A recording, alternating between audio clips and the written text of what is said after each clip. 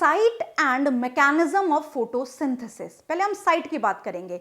तो फोटोसिंथेसिस का जो रिएक्शन होता है वो होता है क्लोरोप्लास्ट में, इसीलिए हम इसको बोलते हैं kitchen of the cell. Chloroplast में दो जगह होती है, एक होती है थाइलाकॉइड या ग्रेना और दूसरी होती है स्ट्रोमा। फोटोसिंथेसिस का जो मैकेनिज्म है वो दो स्टेप्स में डिवाइडेड है, light reaction and dark reaction.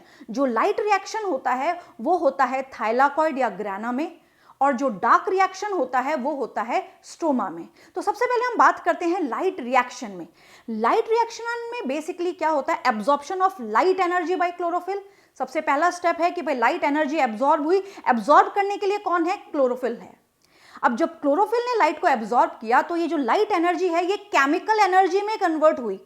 जैसा कि हमने रॉ मटेरियल में डिस्कस किया था कि भाई वाटर एक इंपॉर्टेंट रॉ मटेरियल है जिसकी स्प्लिटिंग होती है हाइड्रोजन एंड ऑक्सीजन में। तो बेसिकली यहां पे क्या होता है, जैसे ही लाइट एनर्जी ट्रैप की जाती है तो वाटर मॉलिक्यूल का ब्रेकडाउन होता है जिसको हम कहते हैं फोटोलाइसिस, और फोटोलाइसिस के बाद यहां पे बनता है हाइड्रोजन एंड ऑक्सीजन, और इसी की सहायता से केमिकल एनर्जी भी बनती है एटीपी एंड NADPH2 की फॉर्म में।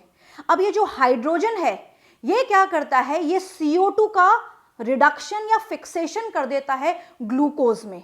तो ये इंपॉर्टेंट रिएक्शन होता है जिसको हम बोलते हैं डार्क रिएक्शन, जो स्ट्रोमा में होता है क्योंकि स्ट्रोमा में डार्क रिएक्शन के एंजाइम्स प्रेजेंट होते हैं।